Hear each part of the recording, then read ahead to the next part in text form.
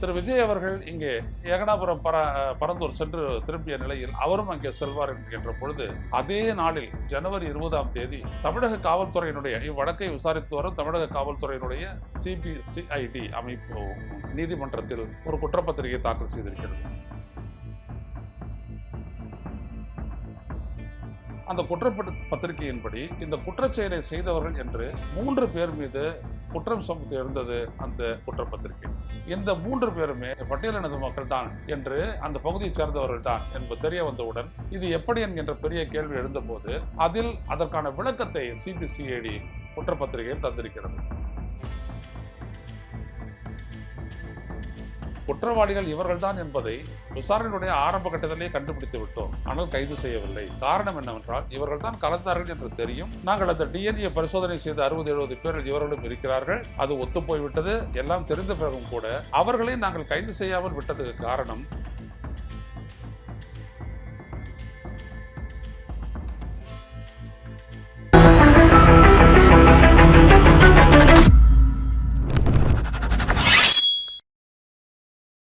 வணக்கம் தோழர்களே, ருஸ்டர் செய்திகளின் வாயிலாக இன்று மீண்டும் உங்களை சந்திப்பதில் பெரும் மகிழ்ச்சி அடைகின்றேன்.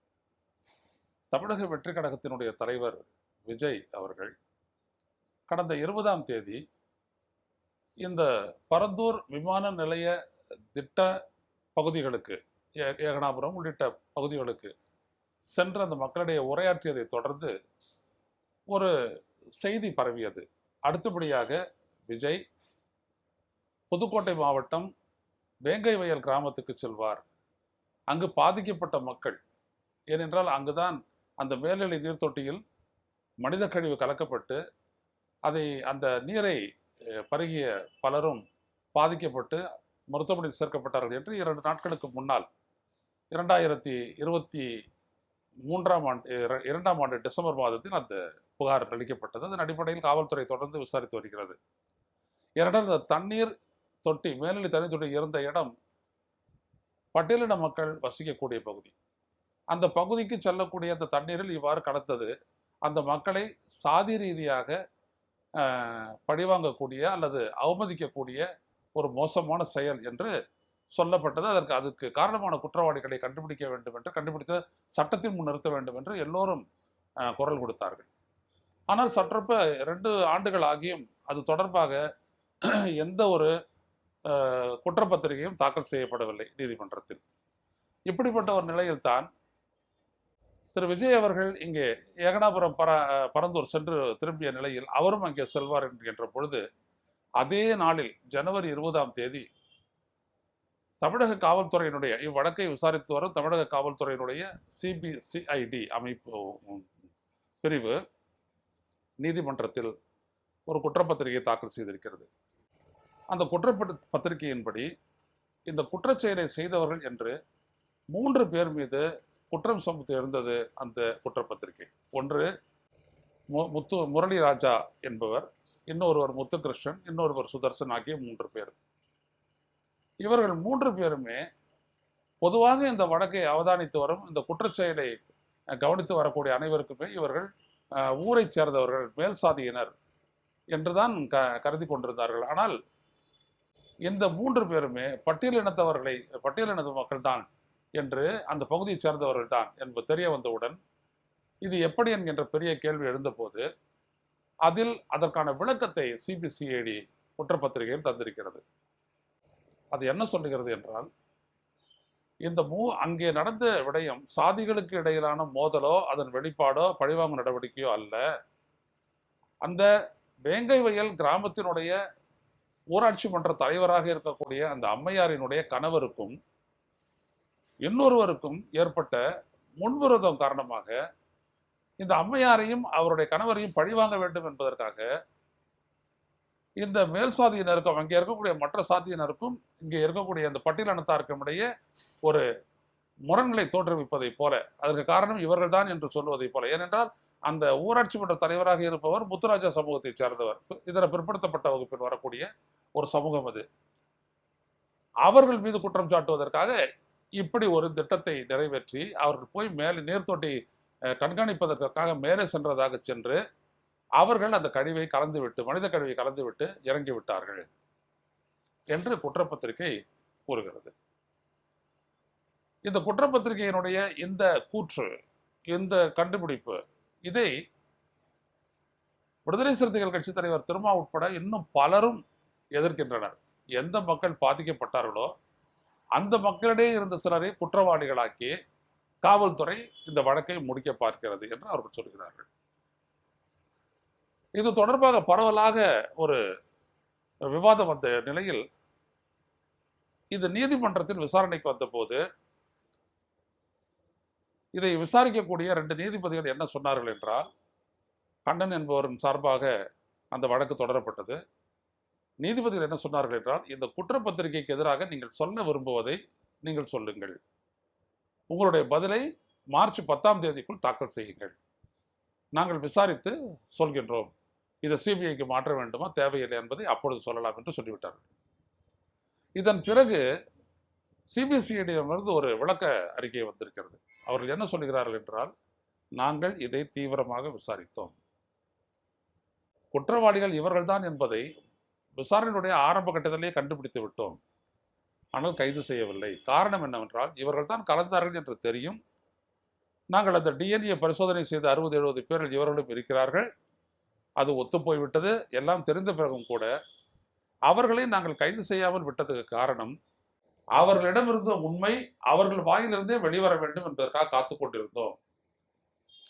அதே போல அவர்கள் உறவினர்களோடு பேசிய போது அதெல்லாம் பதிவாகி இருந்தது, அதையெல்லாம் கைப்பற்றி விட்டோம், அதையெல்லாம் ஒரு ஆவணங்களாக எடுத்து நீதிமன்றத்தில் தாக்கல் செய்து விட்டோம். அது மட்டுமல்ல, அவர்கள் இதில் சம்பந்தப்பட்டவர்கள் யாரெல்லாம் இருக்கின்றார்களோ அவர்கள் தங்களுடைய செல்பேசியில் எடுத்த புகைப்படங்கள், குறிப்பாக அந்த மேல்நிலை நீர்த்தொட்டிக்குள் இறங்கி எடுத்த புகைப்படங்கள், அங்கிருந்து அவர்கள் வெளியில் இருந்தவர்களோட பேசியது, எல்லா விடயத்தையும் ஆதாரத்துடன் நாங்கள் கைப்பற்றி விட்டோம்.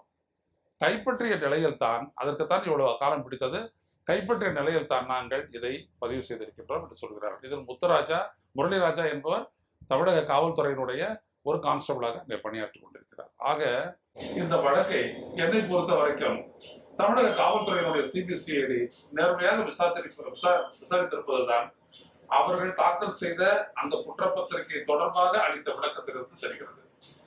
இப்பொழுது நீதிமன்றத்துடைய விசாரணைக்கு உட்படுத்தப்பட்டிருக்கிறது. ஆனாலும் கூட குற்றப்பத்திரிகை தொடர்பான விளக்கம் இவையெல்லாம் வந்ததற்கு பிறகு கூட சிபிஐக்கு தான் இதை மாற்ற வேண்டும் என்று சொல்கிறார்கள். ஏதோ சிபிஐ உடனடியாக விசாரித்து எல்லாவற்றையும் சொல்லிவிடும், கண்டுபிடித்து விடும் என்பதெல்லாம் இல்லை. இன்னைக்கே பொள்ளாச்சி வழக்கு இன்னும் தான் விசாரணையில் இருந்துட்டு இருக்குது. அதற்கு யாரும் குரல் கொடுக்கறது இல்லை.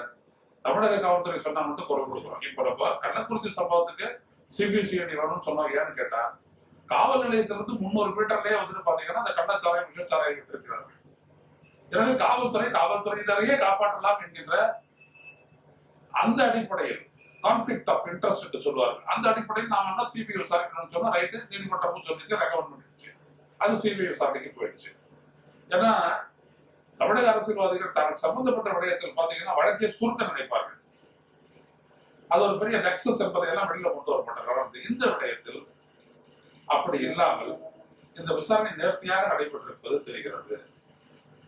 இப்பொழுது இந்த நீதிமன்றத்துடைய 2 நீதிபதிகள் கொண்ட அமர்வின் முன்னால் இது விசாரணைக்கு வந்த நிலையில் இந்த குற்றப்பத்திரிகை எதிராக தாக்கல் செய்யப்பட்ட மனுவின் மீது விசாரித்தவர்கள் அது தொடர்பாக தங்களுடைய தரப்பு வாதத்தை மார்ச் 10ஆம் தேதிக்குள் தாக்கல் செய்ய வேண்டும் என்று நீதிமன்றம் கூறியிருக்கிறது. அதற்கு பிறகு நீதிமன்றம் விசாரித்து அது உள்ளபடியாக அந்த குற்றப்பத்திரிகை சரியாகத்தான் தாக்கல் செய்யப்பட்டிருக்கிறது, புலனாய்வு சரியாகத்தான் நடத்தப்பட்டிருக்கிறது என்றால் அது இதோடு விசாரணை தொடரலாம் என்று அது சொல்ல போகிறது. கீழமை நீதிமன்றத்தில் விசாரணை தொடங்கும். இல்லை என்றால் சிபிஐக்கு அது மாற்றும், அந்த வழக்கை மாற்றும். அது நீதிமன்றத்துக்கு உரிய அந்த கடமையை அது செய்யும். இதற்கிடையே பார்த்தீர்களானால் இந்த சிபிஐக்கு மாற்ற வேண்டும் என்ற குரல் தொடர்ந்து ஓங்கி ஒலித்து வருகிறது. அந்த வேங்கவையல் கிராமத்தை சேர்ந்த அந்த மக்களும் கூட இதற்காக உண்ணாவிரத போராட்டம் ஒவ்வொரு நாள் நடத்தி கொண்டு வருகிறார்கள். தமிழக வெற்றி கழகத்தினுடைய தலைவர் விஜய் கூட இதை சிபிஐக்கு மாற்றினா எப்ப இதுக்கு வந்துட்டு முடிவு வரும்னு சொல்ல முடியாது, அதனால ஒரு சிறப்பு புலனாய்வு கூட வைக்கலாம் அப்படின்னு சொன்னாரு. அது ஒரு நல்ல விடயம் தான். ஆனால் நீதிமன்ற விசாரணைக்கு உட்படுத்தப்பட்ட நிலையில் இதை செய்வது சரியாக இருக்காது. எனவே நீதிமன்றத்துடைய தீர்ப்பு இந்த குற்றப்பத்திரிகை தொடர்பாக வரட்டும், வந்தவுடன் மற்றதை செய்யலாம். பொதுவாக நம்மை பொறுத்த வரைக்கும் ஒரு வழக்கை அணுகும் போது ஒரு அரசியல் ரீதியான ஒரு அணுகுமுறையை தான் நாம் முதல் செய்கின்றோம். ஒரு காவல்துறையினுடைய ஒரு சிறப்பு பிரிவு ஒரு வழக்கை விசாரிக்க அந்த பொறுப்பு ஒப்படைக்கப்படுகிறது என்றால் அது அந்த விசாரணை நடத்தி முடித்து குற்றப்பத்திரிகை தாக்கல் செய்ய வரை நாம் அமைதி காப்பதே இல்லை. காவல்துறையின் மீது ஏதாவது சொல்வது, அதை வைத்து அரசின் மீது குற்றம் சாட்டுவது அப்படின்ற ஒரு முனைப்பு தான் எல்லாவற்றிலுமே இருக்கிறது. எடுத்துக்காட்டாக திரு ஆம்ஸ்ட்ராங் அவர் கொல்லப்பட்ட போது கூட இரண்டாவது நாளிலேயே திருமாவளவன் என்ன சொல்றாருன்னா, இது இதுக்கு அரசியல் உள்நோக்கம் இருக்குது. இப்ப இந்த சரண்டர் ஆனவங்க உண்மையான குற்றவாளிகள் கிடையாது, குற்றவாளிகள் வேறு இடத்தில் இருக்கிறார்கள், அவர்கள் இப்படி சட்டத்தை முன் நிறுத்த வேண்டும் அவர் சொல்லிட்டாரு. ஆனா காவல்துறை அதெல்லாம் பத்தி ஒண்ணும் இல்லை. நான் அப்பவே சொன்னேன், காவல்துறைக்கு உரிய நேரத்தை அழியுங்கள், அவர்கள் விசாரிக்கட்டும், அதன் பிறகு பார்த்துக் கொள்ளலாம் என்று நான் சொன்னேன். இப்பொழுது காவல்துறை கிட்டத்தட்ட ஒரு 17-18 பேரை அரெஸ்ட் பண்ணிடுச்சு, எல்லாம் பண்ணிடுச்சு. இப்ப பாருங்க அந்த குரலே யாருக்கும் அவங்களுக்கு இல்லை. ஏன்னா அவங்க கண்டுபிடிச்சிட்டாங்க யாரு கொண்டது, பின்னணி என்ன, நோக்கம் என்ன முரண்டு அவர்களுக்கு ஆம்ஸ்ட்ராங்குக்கும் எல்லா விடயத்தையுமே கிட்டத்தட்ட பத்திரிகை வேலை வெளியே வந்து விட்டது. இப்ப அது சார்ஜ் ஷீட்டுக்கு அளவுக்கு ரெடி ஆகிட்டு இருக்குதுன்னு நினைக்கிறேன், போச்சு. அப்போ காவல்துறையை பொறுத்த வரைக்கும் நாம கருத்து சொல்லும் பொழுது அரசியல் தரப்பட்டு அதை பார்க்க வேண்டும் என்பதுதான் எனக்கு கோரிக்கை. குறிப்பாக வேங்கைவியல் போன்ற ஒரு சென்சிட்டிவ் வழக்கு இருக்கும்போது அமைதி காக்க வேண்டும். என்னதான் செய்யணும், ஆனால் உற்ற கவனிக்க வேண்டும். அது பத்திரிகையாளர், எங்களை போன்ற பத்திரிகையாளர்களாக இருந்தால் சரி, அந்த மற்றவர்கள் உற்று கவனிக்க வேண்டும். ஆனால் அந்த விசாரணைக்கு புத்தகம் ஏற்படுத்தும் வகையில் வெளியே செய்தியை பரப்புவது சரியாக இருக்காது என்று நான் கருதுகிறேன். ஏன்னா இப்போ இந்த 3 பேரை கைது பண்ணல, குற்றப்பத்திரிகை தாக்கல் செஞ்சுட்டு இது பண்ணிட்ட உடனே அதுக்கப்புறம் கைது பண்ணுவாங்கன்னு நினைக்கிறேன். கைது பண்ணணும், பண்ணி உள்ள வைக்கணும். ஏன்னா இதுக்கு சாட்சியம் எல்லாமே பாத்தீங்க அப்படின்னா மெட்டீரியல் எவிடன்சஸ் கரெக்ட், அதெல்லாம் ஆவணப்படுத்தி அவங்க என்ன பண்ணிருக்காங்க, நீதிமன்றத்துல தாக்கல் செஞ்சுட்டாங்க. சோ இப்படிப்பட்ட ஒரு சூழலில் அரசியலாக ஒரு வழக்கை பார்ப்பதை விட அந்த குற்றச்செயல் ஏன் நடந்தது என்பது தொடர்பான புலனாய்வு செய்யக்கூடிய காவல்துறைக்கு அழுத்தம் தராத வகையில் நாம் கருத்துக்களை தெரிவிக்க வேண்டியது அவசியமாகிறது. எனவே நாம் பொறுத்திருப்போம். மார்ச் 10க்கு பிறகு நீதிமன்றம் விசாரிக்கட்டும், விசாரித்த பிறகு நீதிமன்றம் கொடுக்கக்கூடிய அந்த உத்தரவை தொடர்ந்து நாம் அதற்கு பிறகு அரசியல் செய்யலாம். மீண்டும் சந்திப்போம். நன்றி.